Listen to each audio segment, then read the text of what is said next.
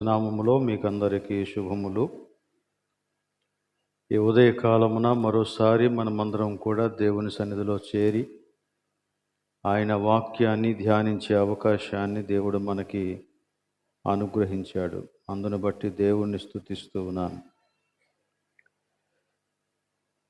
మనం గత కొంతకాలంగా తిమోతికి వ్రాసినటువంటి పత్రిక ధ్యానాలు చేస్తూ ఉన్నాం.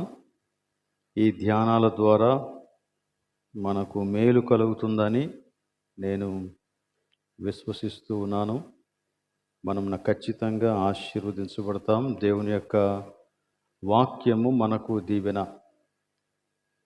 ఈ పత్రిక మనం ధ్యానం చేస్తూ ఉన్న దినాలన్నిట ఈ పత్రికను గూర్చి కొన్ని సంగతులు మనం నిత్యము మన మనసులో ఉంచుకోవాలని మొదట్లో చెప్పటం జరిగింది. వాటిని మరలా మీకు జ్ఞాపకం చేస్తాను. ఈ పత్రిక సంఘ క్రమశిక్షణను గురించి మాట్లాడుతూ ఉంది. సంఘానికి క్రమశిక్షణ అవసరమా అంటే అవసరమే. అయితే ఆ క్రమశిక్షణ మనం నిర్ణయించుకున్న క్రమశిక్షణ కాదు, దేవుడు నిర్ణయించినటువంటి క్రమశిక్షణ. దేవుని సంఘానికి దేవుడు నిర్ణయించిన క్రమశిక్షణే క్షేమకరం. మనకున్న ఆప్షన్ ఏంటంటే దానికి విధేయత చూపించడం, అంతే. వేరే ఆప్షన్ లేదు.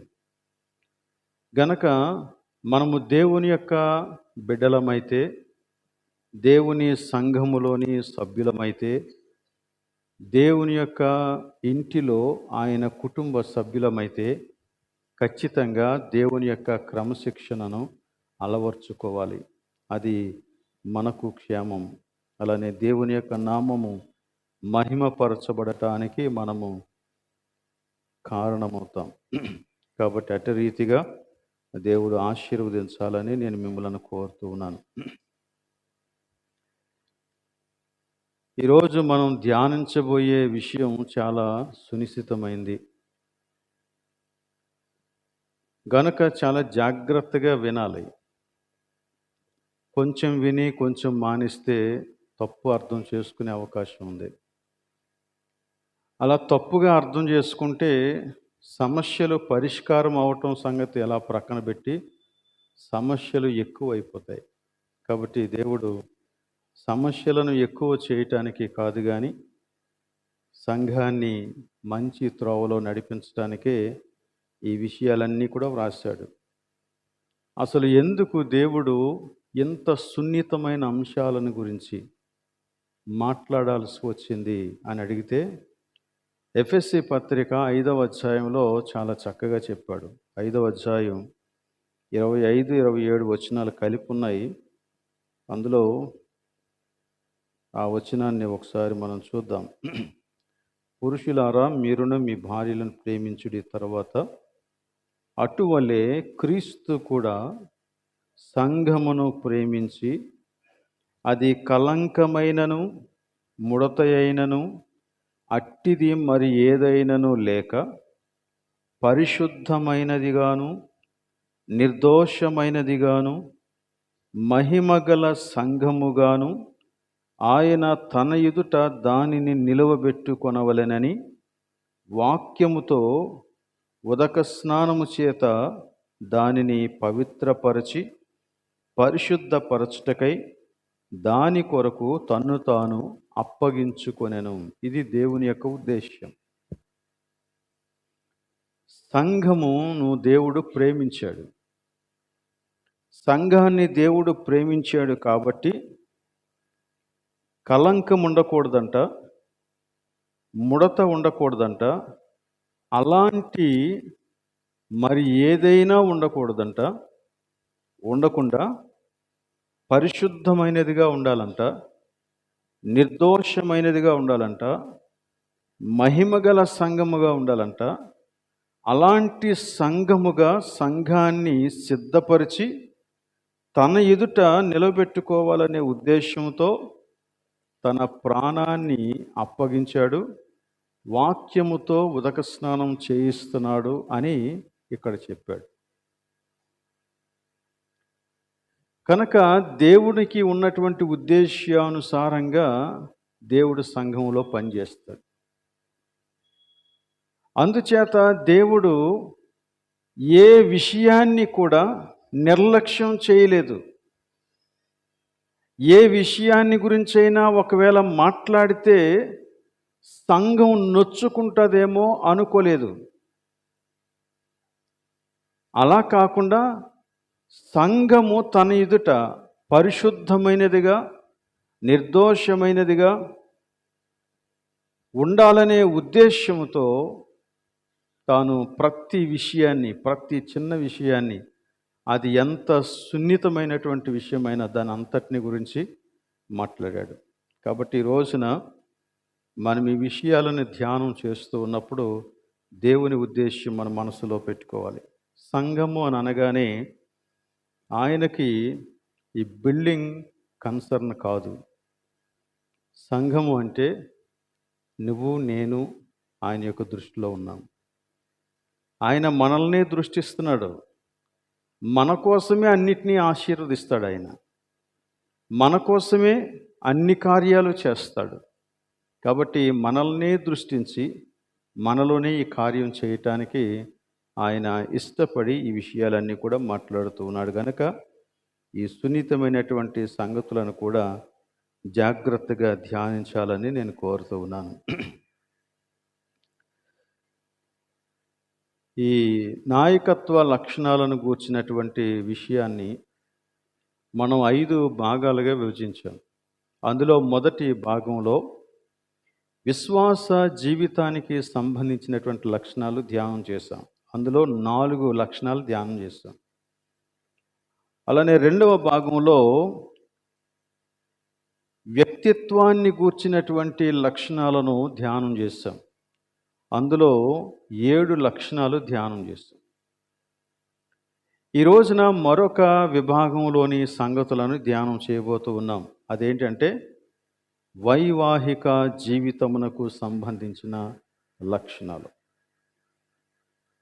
నాయకత్వ లక్షణాలలో ఒకే ఒక్క ప్రాముఖ్యమైన వైవాహిక లక్షణాన్ని గురించి వ్రాశాడు.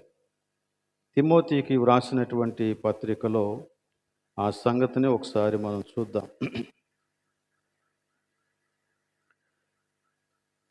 తిమోతి పత్రిక 3వ అధ్యాయం 2వ వచనం. అధ్యక్షుడగువాడు నిందారహితుడును ఏకపత్ని పురుషుడును. ఆ మాట ఏకపత్ని పురుషుడు, ఇదే మాట మరలా రిపీట్ చేసి 12వ వచనంలో రాశాడు. పరిచారకులు ఏకపత్ని పురుషులను, ఏకపత్ని పురుషులు అనే ఈ మాట. సో దీని గురించి మనం ఈ రోజున ఆలోచన చేద్దాం. కొన్ని వాక్య భాగాల్ని మనం కొన్ని సందర్భాలకి పరిమితం చేసేసాం. వివాహం అని అనగానే ఆదికాండం 2వ అధ్యాయం, యోహాను సువార్త 2వ అధ్యాయం, ఎఫెసీ పత్రిక 5వ అధ్యాయం చదివేస్తాం. అది మనకు అలవాటు. ఇక వేరే ఏ సందర్భంలో కూడా ఆ వాక్య భాగాలని సాధారణంగా వినియోగించం. అవి దానికే. అలానే గృహప్రతిష్ఠ కార్యక్రమం ఉన్నా, అలానే వివాహానికి ముందు ఎలాంటి కార్యక్రమాలు జరిగినా 127వ కీర్తన చదివేస్తూ ఉంటాం. యెహోవా ఇల్లు కట్టించిన యెడల దాని కట్టువారు ప్రయాసం చేస్తుంది. ఓకే. ఎవరైనా అనారోగ్యంతో ఉంటే 91వ కీర్తన చదివేస్తాం. ఏమన్నా ఇవన్నీ కూడా మనకి కొన్ని వాక్య భాగాలు కొన్ని సందర్భాలకి పరిమితం చేసేసాం. పరిమితం చేసేసి ఆ సందర్భాలలో ఆ వాక్య భాగాల్ని ఆలోచించడానికి ప్రయత్నం చేస్తాం. మిగతా సందర్భాల్లో వాటిని మనం పెద్దగా పట్టించుకోం. కానీ ఈ రోజున వివాహంలో చదివేటువంటి వాక్య భాగాన్ని మనం చదువుకున్నాం. దాన్ని మనం చూద్దాం. ఏకపత్ని పురుషుడు అనే ఈ లక్షణం విశ్వాసి యొక్క జీవితాన్ని గురించి ప్రభు మాట్లాడినప్పుడు మాట్లాడుతున్నాడు. మరి విశేషంగా సంఘ నాయకుని గురించి మాట్లాడినప్పుడు మాట్లాడుతూ ఉన్నాడు. ఈ లక్షణాన్ని గురించి నా అబ్జర్వేషన్స్ మీ ఎదుట పెట్టాలని నేను కోరుకుంటూ ఉన్నాను. మొదటిగా ఇది గమనిస్తే సంఘ నాయకునికి ఉండాల్సినటువంటి లక్షణాలలో మొట్టమొదట దేవుడు ప్రస్తావించినటువంటి లక్షణం ఇదే. మీరు గమనించండి, అక్కడ అధ్యక్షుడగువాడు నిందారహితుడు అని చెప్పాడు. అంటే ఏ విషయంలో నిందారహితుడు అంటే ఇప్పుడు చెప్పబోయే లక్షణాలన్నిటి విషయంలో నిందారహితుడిగా ఉండాలి. అందులో మొదటిది, జాబితాలో మొదటిది ఏంటి అంటే ఏకపత్ని పురుషుడు. సో జాబితాలో మొట్టమొదటిగా దీనిని వ్రాసాడు అంటే దీని ప్రాముఖ్యత ఏంటో మనకు అర్థం కావాలి, ఇది ఎంత ప్రాముఖ్యమైందో. రెండవ అబ్జర్వేషన్ మనం చూస్తే అధ్యక్షునికి ఉండాల్సినటువంటి లక్షణాలలో వ్రాసాడు, అలాగనే పరిచారకునికి ఉండాల్సినటువంటి లక్షణాలలో కూడా దీన్ని మరలా వ్రాసాడు, 2 సార్లు కూడా రాశాడు. అంటే ఆలయంలో సేవ చేసేటువంటి వారందరికీ, లేక దేవుని పేరట క్రైస్తవ సంఘానికి, క్రైస్తవ పరిచర్యకు నాయకత్వం వహించే వారందరికీ కూడా ఈ లక్షణం అనివార్యం, ఉండాల్సిన అవసరత ఉంది. అలా అని చెప్పి విశ్వాసికి అవసరం లేదు అని ఇక్కడ లేదు, విశ్వాసికి కూడా వర్తిస్తుంది. విశ్వాసికి కూడా ఏకపత్ని పురుషుడు. సరే, ఇంకొక మాట, మూడవ అబ్జర్వేషన్ ఏంటంటే ఇది ఒక వ్యక్తి యొక్క వివాహ స్థితికి సంబంధించిన విషయం కాదు, కానీ ఒక వ్యక్తి యొక్క నైతిక ప్రవర్తనకు సంబంధించినటువంటి విషయం ఇది. వివాహ స్థితి అంటే నీకు పెండ్లయిందా లేదా, పెళ్ళైతే నువ్వు సేవకుడిగా ఉండొచ్చు, పెళ్ళైతే నువ్వు నాయకుడిగా ఉండొచ్చు, అలాంటి విషయాన్ని ఇది చెప్పటం లేదు. నీకు పెండ్లి అయినా పెండ్లి కాకపోయినా నీ నైతిక ప్రవర్తన ఎలా ఉండాలి అనే విషయాన్ని గురించి ఇది మాట్లాడుతుంది. సాధారణంగా ఏకపత్ని పురుషుడు అనగానే వివాహ స్థితిని గురించి ఆలోచిస్తాం మనం, కానీ ఇది వివాహ స్థితి కంటే ఒక వ్యక్తి యొక్క నైతిక ప్రవర్తనను గురించి మాట్లాడుతోంది. నైతిక ప్రవర్తన దేవుని దృష్టిలో చాలా ప్రాముఖ్యమైనది. అందుకే దేవుడు దీన్ని జాబితాలో మొదటిగా పెట్టాడు అన్నమాట, మొదటి లక్షణంగా పెట్టాడు. ఈ లక్షణాలన్నీ కూడా మీరు గమనిస్తే నీ సామర్థ్యాన్ని నిరూపించుకోవడానికి దేవుడు మాట్లాడడం లేదు, కానీ నీ గుణశీలాన్ని కాపాడుకోవాలని దేవుడు మాట్లాడుతున్నాడు. సామర్థ్యం వేరు, గుణశీలం వేరు. నీవు ఆయా పనులను చాకచక్యంగా, నైపుణ్యంగా చేయగలిగే సామర్థ్యం నీకు ఉండొచ్చు, గుణం ఉండకపోవచ్చు. కానీ దేవుడు నీ సామర్థ్య నిరూపణ కంటే నీ గుణశీలాలకే పెద్ద పీట వేశాడు, అంటే దానికే ఎక్కువ ప్రాముఖ్యత ఇచ్చాడు. అందుచేత ఇవి మనం చాలా జాగ్రత్తగా ఆలోచించాల్సినటువంటి విషయం. వివాహం కానివారు, వారు ఎంత మంచి విశ్వాసులైనా నాయకులుగా ఉండకూడదు అని బైబిల్ చెప్పడం లేదు. బైబిలే గనక అలా చెబితే అపోస్తులైనటువంటి పౌలు చేసినటువంటి సేవ మనం అంగీకరించలేము. ఎందుకంటే ఆయన ఒంటరిగా సేవ చేశాడు, అపోస్తులైన పౌలు. నేను కూడా పరిచర్యలోనికి వచ్చేటప్పటికీ నాకు వివాహం కాలేదు. 13 సంవత్సరాలు నేను ఒంటరిగానే సంఘ కాపరత్వం చేశాను. ఇలా చాలామంది ఉన్నారు ఒంటరిగా సేవ చేసినటువంటి వారు, ఒంటరిగా ఉండి నాయకత్వం వహించినటువంటి వారు. అలా ఒంటరులు అనగా పెండ్లి కానివారు దేవుని యొక్క సేవకు పనికిరారు అని దేవుని వాక్యం చెప్పడం లేదు. ఇంచుమించు ఒక 30 సంవత్సరాల క్రితం నేను ఒక సంఘంలో సంఘ కాపరిగా పనిచేస్తున్నాను. అప్పుడు ఈ సంఘం నుంచి ఒక భార్య భర్తలు ఇద్దరు వచ్చారు అక్కడికి, ఈ సంఘం నుంచే, మన సంఘం నుంచి. ఆ రోజున మొదటి ఆదివారం కాబట్టి ఏం జరుగుతుందంటే బల్ల కార్యక్రమం జరుగుతుంది. బల్ల కార్యక్రమం జరుగుతూ ఉండగా వివాహం కాని ఒక యవ్వనస్తుని పరిచారకునిగా పిలవటం జరిగింది ఆ రోజున. అంతా అయిపోయిన తర్వాత మన చర్చి నుండి అక్కడికి వచ్చినటువంటి ఆ ఇద్దరు భార్య భర్తలు నా దగ్గరికి వచ్చి అడిగిన ప్రశ్న ఏంటంటే, వివాహం కాకుండా ఆ వ్యక్తికి అలాంటి పని ఎందుకు అప్పగించారు అని. మీకు అభ్యంతరం ఏంటి అని అడిగాను నేను. అంటే లేదండి, వివాహం అవ్వకుండా చేయకూడదు అన్నారు అంతే. కారణం ఏంటి? వాళ్ళ దగ్గర సమాధానం లేదు. బైబిల్ ఎక్కడ అలా చెప్పలేదు. ఒకవేళ అప్పటికి నాకు ఇంకా వివాహం కాలేదు కాబట్టి, ఒకవేళ ఆ వ్యక్తే ఆ పని చేయకూడదు అంటే మీరు ఇండైరెక్ట్గా ఏం చెప్తున్నారు? నన్ను కూడా కాపరిగా ఉండకూడదు అని చెప్తున్నారు, అంతే కదా. అంటే అలా కాదండి, మీది వేరు ఇది వేరు అన్నారు. ఏంటి వేరు? నాకు అర్థం కాల. ఒక వ్యక్తి యొక్క నైతిక ప్రవర్తన చాలా ఇంపార్టెంట్. నువ్వు పెళ్ళి అయిపోయిన వ్యక్తివైనా నైతిక జీవిత విధానంలో సరిగా లేకపోతే నువ్వు పనికిరావు. వివాహమైన ఉపయోగం లేదప్పుడు.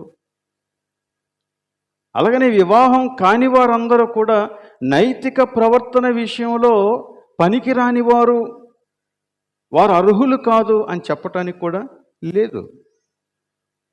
కాబట్టి ఇక్కడ చెప్పినటువంటి ఈ సంగతి వివాహం కాని స్థితి కోసం మాట్లాడడం లేదు, లేక వివాహం అయిన స్థితి కోసం కూడా మాట్లాడడం లేదు.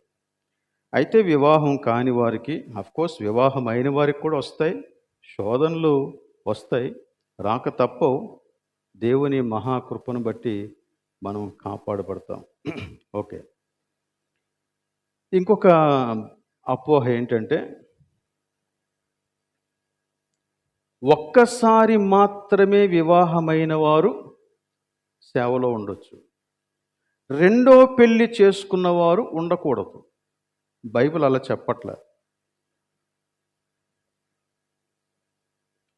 రెండోసారి అసలు వివాహం చేసుకోవచ్చా? బైబిల్లో మనం గమనిస్తే మొదటిసారి జరిగినటువంటి వివాహానికి ఎంత విలువ ఉందో, రెండవసారి జరిగినటువంటి వివాహానికి కూడా అంతే విలువ ఉంది. నీ జీవిత భాగస్వామి చనిపోయినప్పుడు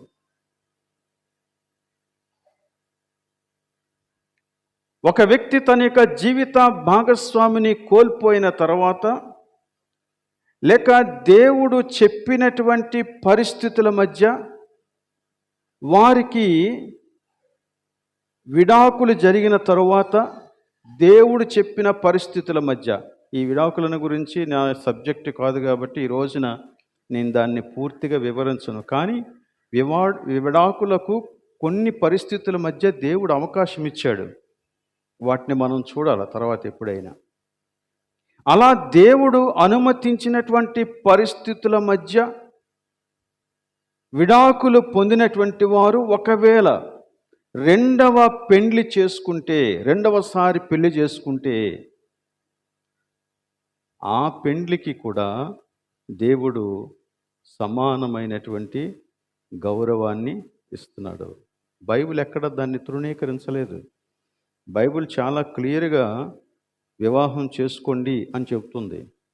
ఒక చిన్న ఉదాహరణ, తిమోతి మొదటి పత్రిక 5వ అధ్యాయం 11వ వచనం నుండి మనం గమనిస్తే, అక్కడ యవ్వనస్తులైన విధవరాండ్రను గురించి మాట్లాడుతూ 14వ వచనం దగ్గరికి వచ్చినప్పుడు ఇలా చెప్పాడు చూడండి. కాబట్టి యవ్వన స్త్రీలు అనగా యవ్వనస్తులైన విధవరాండ్రు వివాహము చేసుకొని పిల్లలను కని గురపరిపాలన జరిగించుచు నిందించుటకు విరోధికి అవకాశం ఇయ్యకుండవలనని కోరుచు ఉన్నాను. మరలా వివాహం చేసుకోండి అని బైబిల్ చెప్తుంది ఖచ్చితంగా. ఎందుకంటే లేకపోతే అపవాది మిమ్మలను శోధిస్తాడు. ఆ శోధనకు మీరు గురి కాకుండా ఉండాలి అంటే వివాహం చేసుకోండి అని రెండవ వివాహాన్ని గురించి కూడా మాట్లాడుతుంది. ఓకే, దీనికి ఇంకా మనం కొరింథీ పత్రిక మొదటి పత్రిక 7వ అధ్యాయంలో ఉన్న విషయాలు కూడా జోడించుకుంటే ఇంకా క్లియర్గా అర్థమవుతుంది. అది మీరు తర్వాత చదువుకోండి. కాబట్టి రెండవ పెళ్లి చేసుకున్న వారు సంఘ నాయకత్వంలో ఉండకూడదు అనే నియమమేమీ లేదు. ఇప్పుడు మరో విషయం చెప్తా. అయితే ఇక్కడ ప్రధానమైన విషయం ఏంటంటే, ఒక జీవిత భాగస్వామిగా అంటే వివాహ వ్యవస్థలో ప్రవేశించిన వ్యక్తివిగా, జీవిత భాగస్వామివిగా నీ యొక్క నైతిక ప్రవర్తనే ఇందులో ప్రధానమైన అంశం. ఏకపత్ని పురుషుడు అని చెప్పినప్పుడు, ఏకపత్ని పురుషుడు అని చెప్పినప్పుడు దాని యొక్క అర్థం ఏంటంటే, నేను వివాహం చేసుకుంటే ఇక నా యొక్క మనస్సంతా, నా ఆలోచనంతా, నా జీవితమంతా ఆ వ్యక్తితోనే పంచుకోవాలా, ఆ వ్యక్తికే కట్టుబడి ఉండాలి. ఏ జీవిత భాగస్వామికైనా ఇదే బైబిలు బోధిస్తూ ఉన్నది. ఆ స్త్రీని కాకుండా లేక ఆ పురుషుని కాకుండా ఇంకొక వ్యక్తిని ఆలోచిస్తే యు ఆర్ సిన్నింగ్, నువ్వు పాపం చేస్తున్నావు. ఇంకొక వ్యక్తితో సంబంధం పెట్టుకుంటే నువ్వు పాపం చేస్తున్నావు. ఇంకొక వ్యక్తిని నీ జీవితంలోనికి రాణిస్తే నువ్వు పాపం చేస్తున్నావు. అది ఇక్కడ బైబిల్ చెప్పేటువంటి విషయం. ఏకపత్ని పురుషుడు అంటే whole and soul you should love only one person in your life. నీ జీవితంలో ఒక భాగస్వామికే నువ్వు చోటు ఇవ్వాలా. చూడండి, హెబ్రీలకు రాసిన పత్రిక 13వ అధ్యాయం. హెబ్రీలకు రాసిన పత్రిక 13వ అధ్యాయం. చాలా అద్భుతమైనటువంటి వచనం అది, 4వ వచనం. వివాహము అన్ని విషయములలో ఘనమైనదిగాను పానుపు నిష్కల్మషమైనదిగాను ఉండవలెను. వేశ్యా సంగులకును వ్యభిచారులకును దేవుడు తీర్పు తీర్చును. చాలు చాలు, ఆ 4వ వచనం కూడా చాలు. ఈ 4వ వచనంలో మొదట్లైన మనకు బాగా పరిచయం. ఎందుకంటే ఆల్మోస్ట్ ప్రతి వివాహానికి వెడ్డింగ్ ఇన్విటేషన్లో ఇది వేస్తూ ఉంటారు, లేదా ఏదో ఒక చోట ఆ యొక్క వివాహంలో ఆ మాట మాత్రం పలుకుతాం. కానీ ఇందులో 3 సంగతులు చెప్పాడు దేవుడు. మొదటిది ఏం చెప్పాడంటే, వివాహము అన్ని విషయములలో ఘనమైనదిగా ఉండవలెను. అది మొదటిది. రెండవది, పాన్పు నిష్కల్మషమైనదిగాను ఉండవలెను. మూడవది, వేశ్యాసంగులకును వ్యభిచారులకును దేవుడు తీర్పు తీర్చును. ఇవన్నీ కూడా క్లియర్ స్టేట్మెంట్స్ అన్నమాట. సందేహాస్పదంగా లేక అవును కాదు అన్నట్టుగా మాట్లాడిన మాటలు కానే కాదు. ఎంత ఖచ్చితమైనటువంటి మాటలంటే, దేవుడు వీటిని ఆజ్ఞల రూపంలో మాట్లాడాడు. ఉండవలెను అని, ఇది ఇలాగే ఉండాలి. ఉండవలెను అంటే ఇంక అందులో క్వశ్చన్ లేదు. ఇంకా దానికి వేరే షార్ట్ కట్ లేదు, ఇక లేక వేరే ప్రత్యామ్నాయం కూడా లేదు. ఇక అది అలాగే ఉండాలా. కనుక ఎంత ఖచ్చితంగా దేవుడు వైవాహిక జీవితంలోనికి ప్రవేశించిన ప్రతి వ్యక్తిని గురించి మాట్లాడుతూ ఉన్నాడు. అసలు వివాహం ఘనమైనదిగా ఉండాలి అని చెప్పినప్పుడు ఏంటి ఘనంగా ఉండేది? ఏంటి ఘనంగా ఉండేది? చాలాసార్లు వివాహము అనే ఈ మాటని మనం తప్పుగా అర్థం చేసుకుంటున్నాం గనక దేనిని ఘనంగా ఉంచాలి అనే విషయం కూడా మనకు అర్థం కావట్లేదు. చాలాసార్లు వివాహము అనే ఈ మాట మనకి ఎలా అర్థమవుతుందంటే ఒక అకేషన్, ఒక ఈవెంట్, ఒక రోజు జరిగేటువంటి ఒక సంఘటన, ఒక సందర్భం అని మాట్లాడుకుంటున్నాం మనం అంతే. అందుచేత వివాహము అన్ని విషయములలో ఘనమైనది అని అనగానే దానికి హంగు ఆర్భాటం ఇంతంత ఏర్పాటు చేయటం లేదు, బాగా ఏర్పాటు చేస్తున్నాం. ఈ దినాల్లో మరీ ఎక్కువైపోయింది. అది అనవసరం. అది అసలు ఘనత అది కాదు. మనం ఏంటంటే లోకాన్ని చూసి నేర్చుకుంటున్నాం అంతే.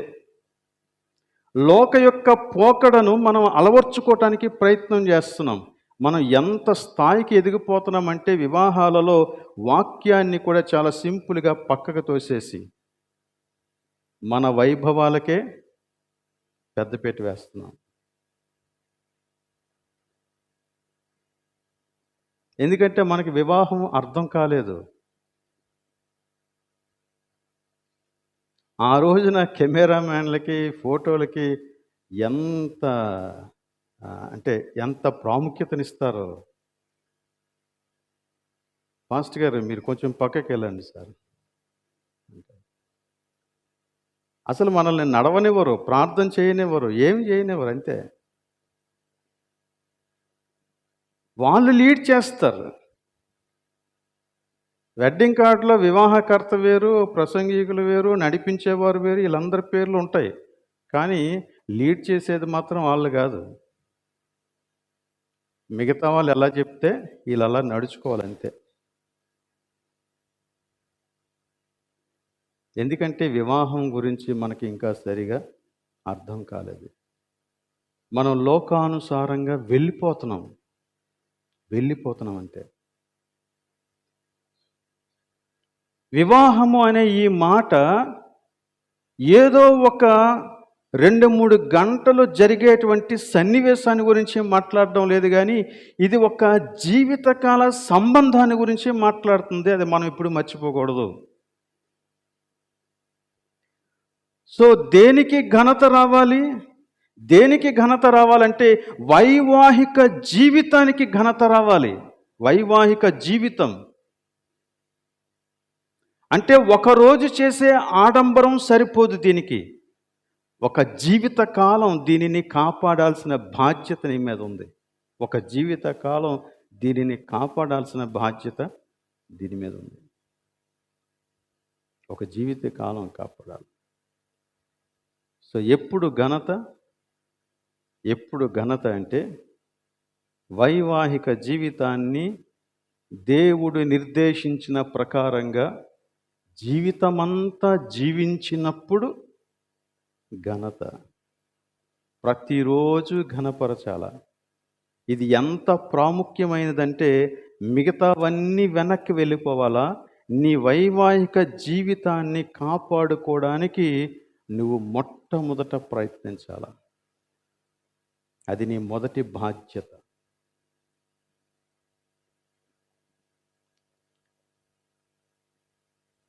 మన యొక్క క్రైస్తవ జీవిత ప్రయారిటీస్ని గురించి ఆలోచన చేస్తే మొదటి స్థానాన్ని దేవునికి ఇవ్వాలి. రెండవ స్థానం కుటుంబానికి ఇవ్వాలి. మూడవ స్థానం పరిచర్యకి ఇవ్వాలి. గమనించండి, మొదటి స్థానం దేవునికి ఇవ్వాలి, రెండవ స్థానాన్ని కుటుంబానికి ఇవ్వాలి, మూడవ స్థానం పరిచర్యకి, ఆ తర్వాతే మిగిలినవన్నీ కూడా. ఈ రోజున నేను ఇక్కడ నిలబడటానికి అవకాశం లేక నేను ప్రక్కకి తప్పుకున్నాను అనుకోండి, నా స్థానంలో ఇంకొక వ్యక్తి వచ్చి నిలబడతాడు. ఏవండి ఈ రోజున నాకు సడన్‌గా అనారోగ్యం చేసి నేను రాలేను, మీరే చూసుకోండి అంటే ఎవరో ఒకరు నిలబడతారు ఇక్కడ. It will continue. కానీ కుటుంబం దగ్గరికి వచ్చినప్పటికీ నువ్వు లేకపోతే మరొక ప్రత్యామ్నాయం ఎక్స్ట్రా ప్లేయర్ లేడు, ఉండడు. తెలుసా నీకు ఆ సంగతి? అందుచేత నీ పరిచర్య కంటే విశేషంగా నీ యొక్క కుటుంబాన్ని నువ్వు బాధ్యతగా చూసుకోవటం నీకు అవసరం. నలుగురి మధ్య నేను గొప్ప పరిచర్య చేస్తున్నానని చెప్పుకోవటానికి కుటుంబాన్ని పాడు చేసుకోకూడదు. నీకంటే బుద్ధిహీనుడు ఇంకొకడు ఉండడు అలా గనక చేస్తే. అందుచేత దేవుడు అన్ని విషయాలలో నీవు వివాహాన్ని ఘనంగా ఎంచాలి అని చెప్పాడు. ఓకే, ఈ ఘనత ఎప్పుడు వస్తుంది అని అంటే ఆ రెండో మాట ఎక్స్ప్లెయిన్ చేస్తుంది. రెండో మాట ఏంటి? పాన్పు నిష్కల్మషమైనదిగా ఉండవలెను.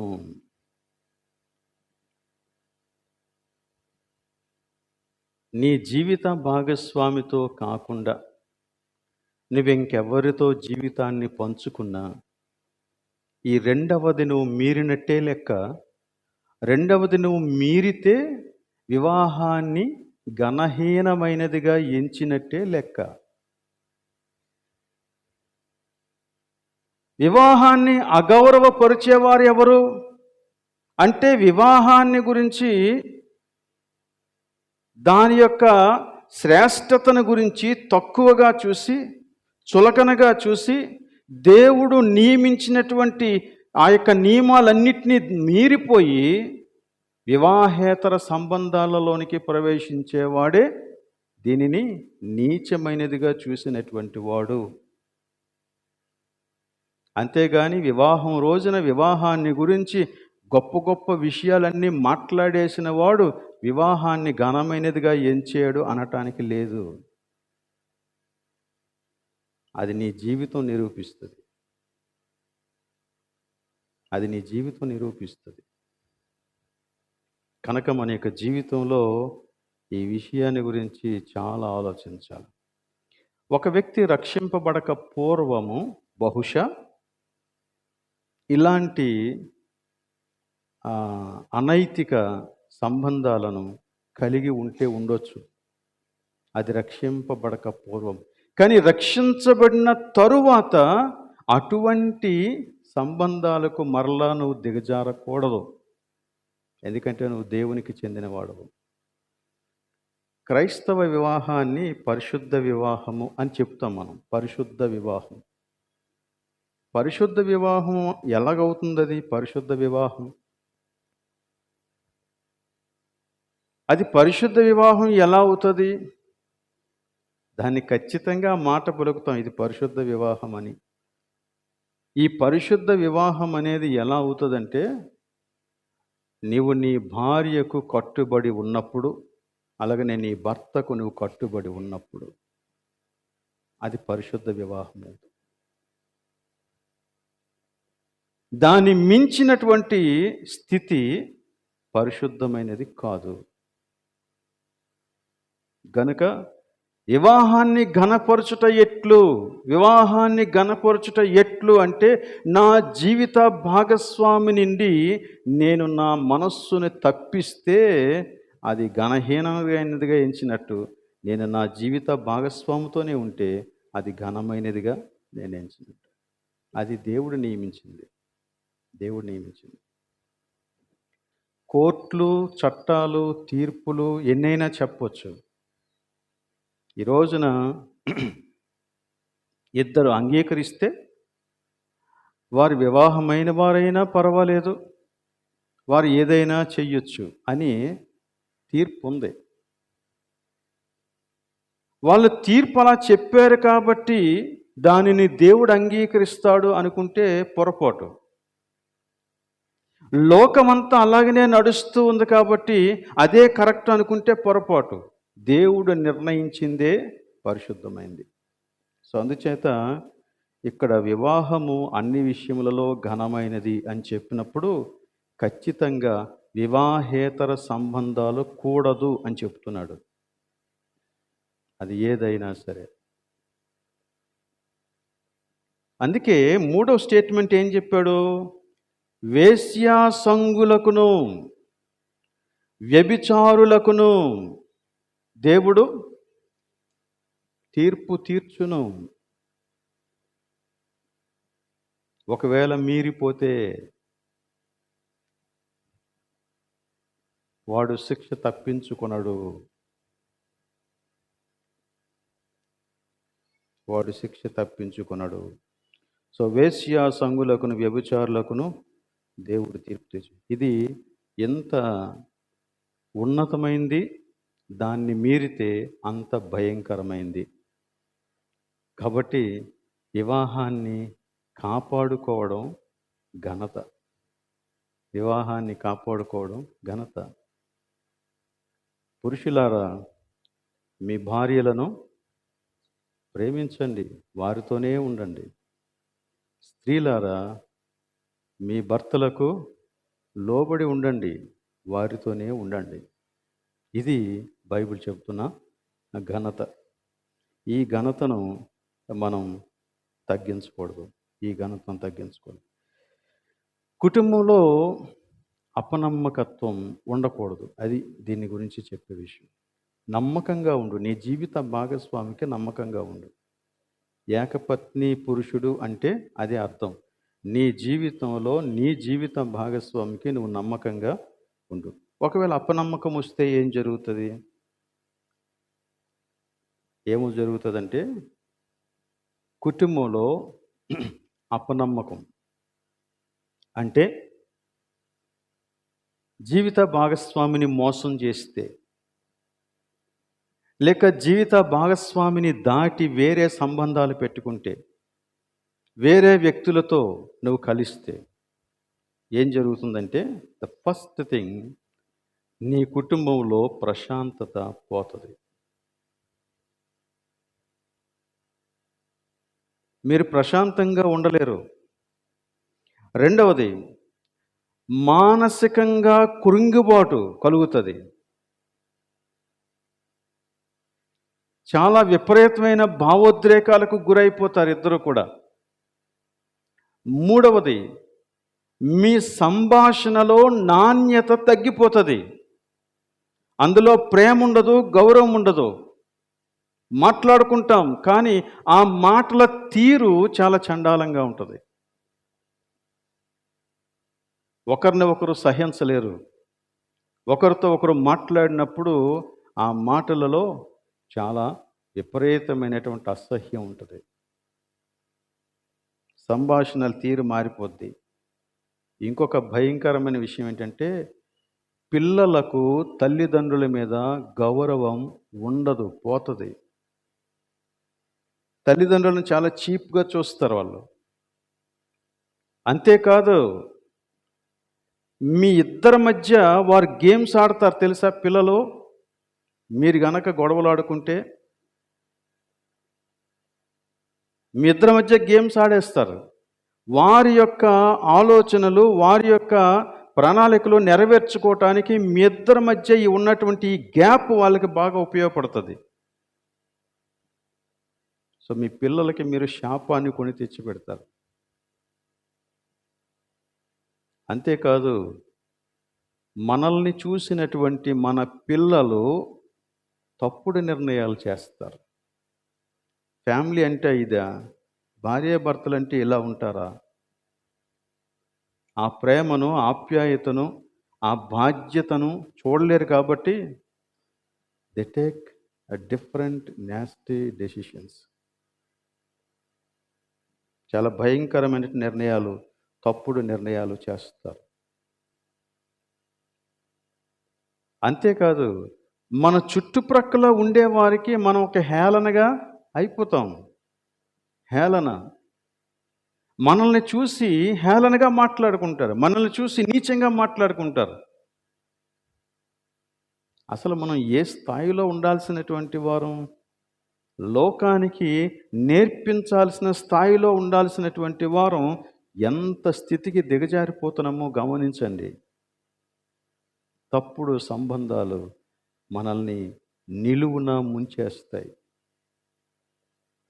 ప్రశాంతత ఉండదు. అంతేకాదు వీటన్నిటి వలన ఈవెన్ ఫిజికల్గా కూడా వీ సఫర్. ఎందుకంటే మెంటల్ స్ట్రెస్ ఉంటుంది కదా, ఫిజికల్గా కూడా సఫర్ అవుతాం. కొన్నిసార్లు డబ్బు ఖర్చు అయిపోతూ ఉంటుంది, అర్థం కాదు ఎందుకు అయిపోతుందో. తర్వాత మరికొన్నిసార్లు మనం సంతోషంగా గడపాల్సినటువంటి సమయాలు కూడా టెన్షన్గా మారిపోతాయి. సంతోషంగా గడపాల్సినటువంటి సమయాలు చాలా దుఃఖంలోనికి నెట్టేస్తాయి మనల్ని. సో ఇవన్నీ కూడా వివాహేతర సంబంధాలలో నుండి మనకి వచ్చేవి. ఇప్పుడు చూడండి, ఇలాంటి వ్యక్తి సంఘ నాయకుడిగా ఉంటే ఏం జరుగుతుంది? ఇలాంటి వ్యక్తి ఒక సంఘ నాయకుడిగా ఉంటే ఏం జరుగుతుంది? ద ఫస్ట్ థింగ్, ఇది ఒక చెడ్డ మాదిరి. కాబట్టి దేవుని ఉద్దేశ్యాలు నెరవేర్చటానికి ఈ సంఘ నాయకుడు ఆటంక బండగా మారిపోతాడు. ఎందుకంటే మాదిరి లేదు జీవితంలో. అంతేకాదు, ఒక సంఘ నాయకుడే గనక ఇలాంటి తప్పుడు సంబంధాలకు దిగజారిపోతే సంఘంలో చాలామంది అదే బాట పడతారు. అందుకనే అపవాది ఏం చేస్తున్నాడంటే నాయకులను పట్టుకుంటాడు, నాయకులను శోధిస్తాడు, నాయకులను ఉచ్చులకు తీసుకొస్తాడు. అందువల్ల మిగిలిన వారందరూ కూడా పట్టబడతారని.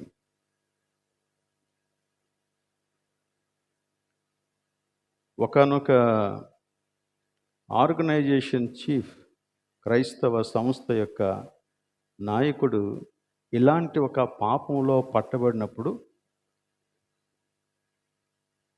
నాకు తెలుసు ఆ సంస్థలో ఉన్న అనేక మంది అదే పాపానికి గురైపోయారు. అలాంటి వారితో నేను పర్సనల్గా మాట్లాడాను కొంతమందితో. వాళ్ళు ఎంత రెక్లెస్గా ఇచ్చారో తెలుసా సమాధానం. ఆయనే చేసినప్పుడు ఇదేం పెద్ద విషయం కాదు అన్నట్టు మాట్లాడారు అన్నమాట. I was stunned.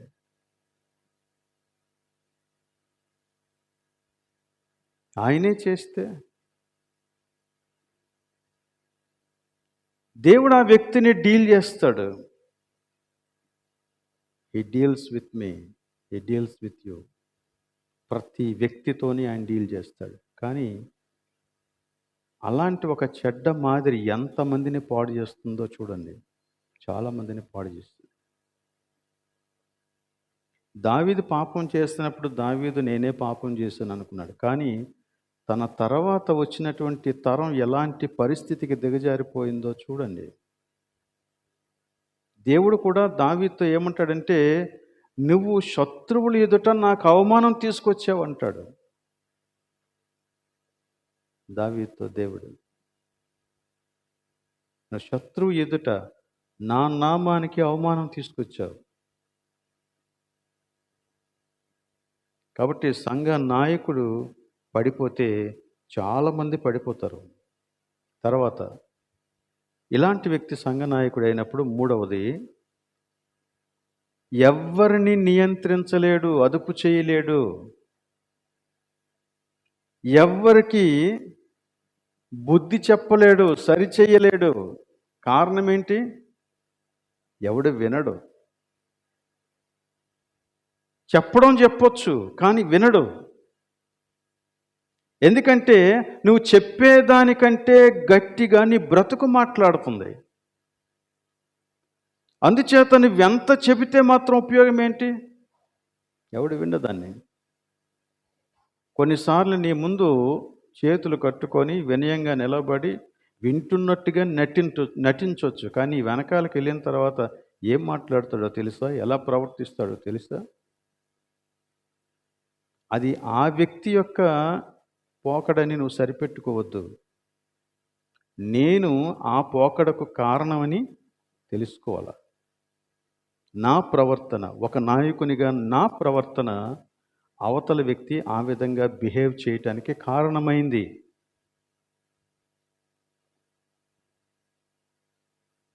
తర్వాత ఇలాంటి వ్యక్తి నాయకుడైతే ప్రజలు నీ యందు విశ్వాసం ఉంచరు, నువ్వు చెప్పే మాటలు నమ్మరు. కాబట్టి ఏం జరుగుతుందంటే నువ్వు చెబుతూ ఉంటావు, ఎవడు విండు. కాబట్టి యూ విల్ బీ ఫ్రస్ట్రేటెడ్, జీర్ణించుకోలేవు. ఈ నేను చెప్తే మాట వినట్లేదు, ఆడు నాకు చెప్తే మాట వినట్లేదు అని ఇది ఎక్కువైపోతుంది అన్నమాట నీకు. ఎందుకంటే నీ బ్రతుకు అలాగ లేదు. దాని ద్వారా తీవ్రమైనటువంటి వేదన. అంతేకాదు, కొంతమంది ఏం చేస్తారంటే బలప్రయోగం చేస్తారు వారి మాట వినాలని. అప్పుడేమవుతుంది, చీలికలు ఏర్పడతాయి, విభజనలు వచ్చేస్తాయి. కాబట్టి దేవుడు ఒక మంచి ప్రవర్తన, మంచి నైతిక ప్రవర్తన కలిగినటువంటి నాయకులు సంఘానికి ఉండాలని కోరుకుంటున్నాడు. అలాంటి వాళ్ళే రావాలా సంఘానికి నాయకులుగా. ఈ రోజున మనం ఇదంతా ధ్యానం చేసిన తర్వాత ఒకవేళ మనం అలాంటి స్థితిలోనికి నెట్టివేయబడకుండా ఉండాలంటే, లేక ఒకవేళ ఆల్రెడీ అలాంటి పరిస్థితుల్లో చిక్కుకుపోయి అందులోంచి బయటకు రావాలంటే ఏం చేయాలి అనే విషయాలు కొన్ని నేను మీకు చెప్పి ముగించేస్తాను. మొదటిది, ప్రభువు నియమించినటువంటి క్రమాన్ని నువ్వు పాటించు. ఫస్ట్ థింగ్ అదే. ఏం చెప్పాడు అది పాటించు. మనం ఎఫెసీ పత్రికలో క్లియర్గా చదివాం కదా, ఏమంటే స్త్రీలకు పురుషులకు దేవుడు ఎంత క్లియర్గా చెప్పాడు. ఖచ్చితంగా అది పాటించు. అది నెంబర్ 1. అది నువ్వు పాటిస్తే ఇలాంటి ఉచ్చులలో చిక్కుబడవు. రెండవది, మత్తయి సువార్త 5వ అధ్యాయం 27 నుంచి 30 వరకు ఉన్నటువంటి వచనాల్లో వ్రాయబడినటువంటి దానిని నువ్వు చేపట్టాలా. ఏం రాశాడు అక్కడ ఒకసారి చూద్దాం. మత్తయి సువార్త 5వ అధ్యాయం 27 నుండి.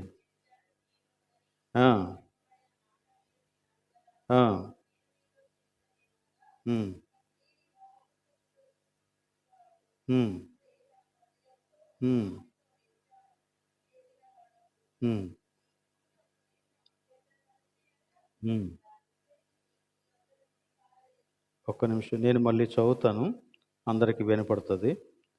వ్యభిచారము చేయవద్దని చెప్పబడిన మాట మీరు విన్నారు కదా. యేసుక్రీస్తు కొండ మీది ప్రసంగంలో చెబుతున్నటువంటి సంగతి మీరు విన్నారు కదా, మీకు తెలుసు అది.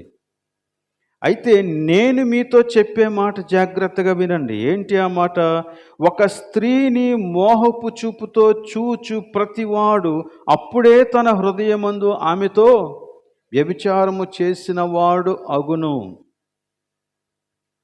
అంటే ఇక్కడ యేసుక్రీస్తు ఏం చెప్తున్నాడంటే వ్యభిచారపు క్రియలను గురించి మాట్లాడడం లేదు, కానీ వ్యభిచారపు తలంపులతో మానసికంగా చేసేటువంటి వ్యభిచారాన్ని గురించి మాట్లాడుతూ ఉన్నాడు. సో నువ్వు నిజంగా వ్యభిచారపు ఉచ్చులో చిక్కుకోకుండా ఉండాలి అంటే, లేక వివాహేతర సంబంధాలలో చిక్కుకోకుండా ఉండాలంటే, మొట్టమొదట నువ్వు దాన్ని ఎక్కడ ఖండించాలంటే నీ మనస్సులో అది ఇంకా ఆలోచన రూపంలో ఉండగానే నువ్వు మేల్కోవాలా.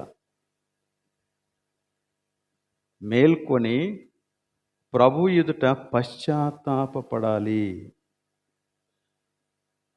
ఈ సందర్భంలోనే దేవుడు ఇంకో కొన్ని కఠినమైన మాటలు చెప్పాడు. ఏం చెప్పాడు? 29వ వచనం, నీ కుడి కన్ను నిన్ను అభ్యంతరపరచిన యెడల దానిని పెరికి పారవేయి. నీ దేహమంతయు నరకములో పడవేయబడుట కంటే నీ అవయములో ఒకటి నశించుట నీకు ప్రయోజనము కదా. నీ కుడి చెయ్యి నిన్ను అభ్యంతరపరచిన యెడల దానిని నరికి నీ యొద్ద నుండి పారవేయి. నీ దేహమంతయు నరకములో పడకుండా నీ అవయవంలో ఒకటి నశించుట నీకు ప్రయోజనము కదా.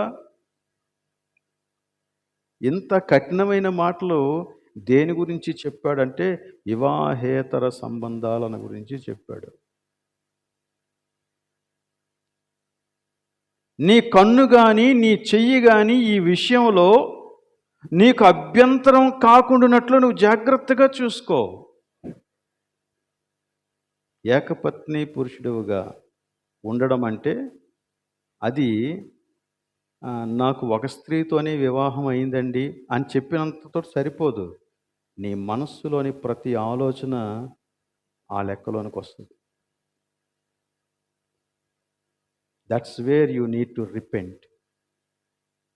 నువ్వు పశ్చాత్తాప పడటం అనేది ఆలోచనలో, అది తొలి దశలోనే ఉన్నప్పుడే ప్రభు ఎదుట నువ్వు పశ్చాత్తాప పడితేనే దాంట్లో నుండి తప్పించుకోగలవు. లేదంటే అది సాధ్యం కాదు. కాబట్టి ఇది మనం గ్రహించాలి. తర్వాత మూడవ విషయం ఏంటంటే యోసేపులాగా పరిగెత్తు. యోసేపు తనకి తానుగా కోరుకోలేదు వ్యభిచరించాలని.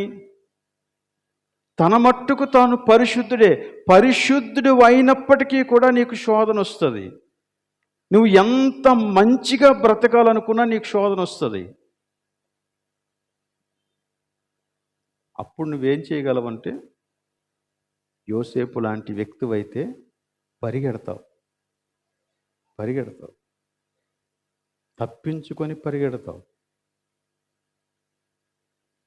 కానీ మనస్సులో దానిని అలాగ గూడు కట్టుకొని ఉంటే మాత్రం నువ్వు పరిగెత్తావు, ఆగిపోతావు.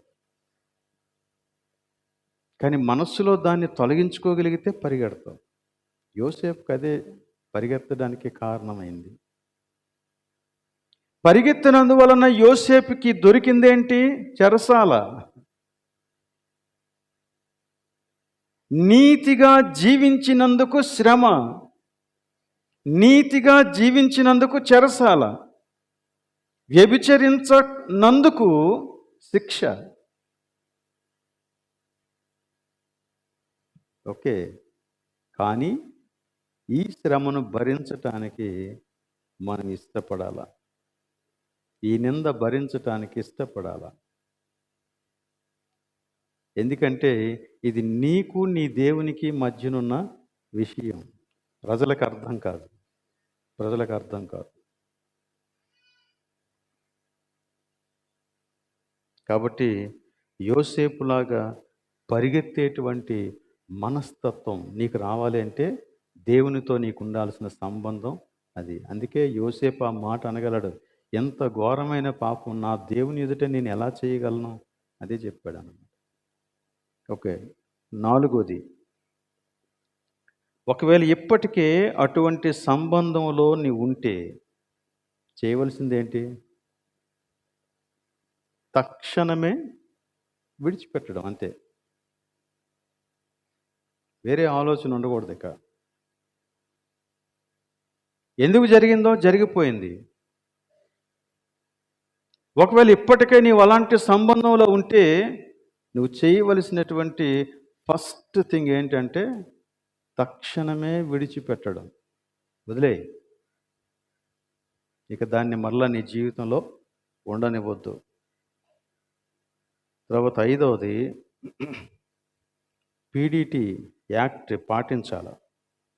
పీడీటీ యాక్ట్ అంటే ఎక్కువగా యూత్ మీటింగ్స్లో చెబుతూ ఉంటారు దీన్ని, 3x3x3.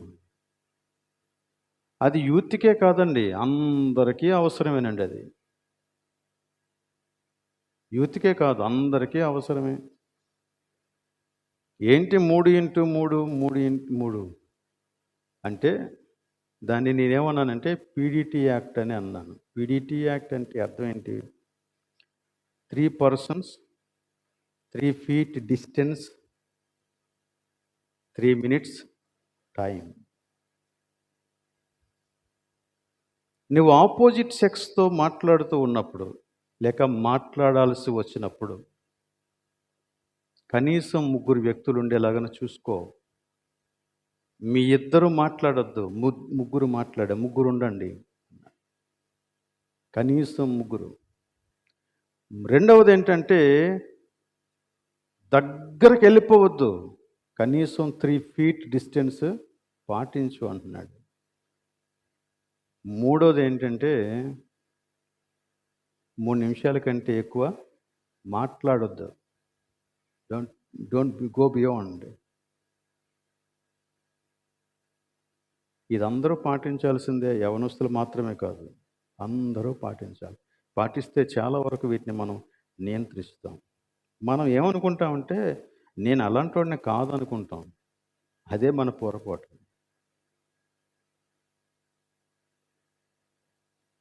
జాగ్రత్తగా ఉండాలి. దేవుడు నియమించిన దాని ప్రకారంగా మనం ఆ లిమిట్స్లో బ్రతకటం నేర్చుకోవాలి. ఆ లిమిట్స్ దాటుతున్నట్టుగా నీకు అనిపిస్తే ఇమ్మీడియట్గా పశ్చాత్తాపపడాలా. నెగ్లెక్ట్ చేయొద్దు. పశ్చాత్తాపపడు. ప్రభు సన్నిధిలోనికి వెళ్ళి ప్రార్థన చేయి.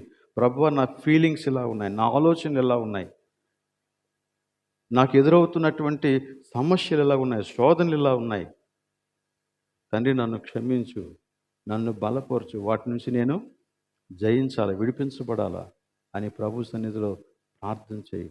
దేవుడు నీకు సహాయం చేస్తాడు. దేవుడు అట్టి కృప మనకందరికీ దయచేయనిగాక. ప్రార్థన చేద్దాం. ప్రేమ కలిగిన మా ప్రభు, నీకు స్తోత్రాలు. నీ సంఘములో నాయకులుగా ఉండవలసిన వారు ఏకపత్ని పురుషులుగా ఉండాలి అని నీవు సెలవిచ్చిన మాటను బట్టి నీకు స్తుతులు చెల్లిస్తూ ఉన్నాం. వివాహము అన్ని విషయములలో ఘనమైనదిగా ఉండాలి అని నీవు చెప్పిన మాటను బట్టి మేము నిన్ను స్తుతిస్తూ ఉన్నాం.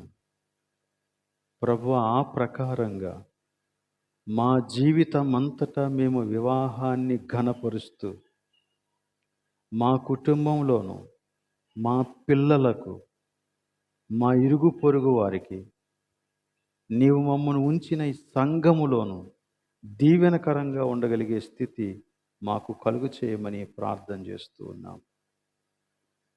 దేవా, ఇటువంటి సంబంధాలకు లోని కాకుండా తమ్మును కాపాడుకుంటున్న వారందరిని బట్టి నీకు స్తోత్రాలు ప్రభువా. వారిని ఇంకనూ ఆశీర్వదించండి. ఒకవేళ మాలో ఎవరైనా అట్టి స్థితులకు లోనైపోయి ఉంటే ఈ రోజున ప్రభువా, మమ్మను క్షమించమని నీ సన్నిధిలో వేడుకుంటున్నాం. కనికరించండి, విడిపించండి, నీ కొరకు జీవించగలగటం మాకు నేర్పించండి.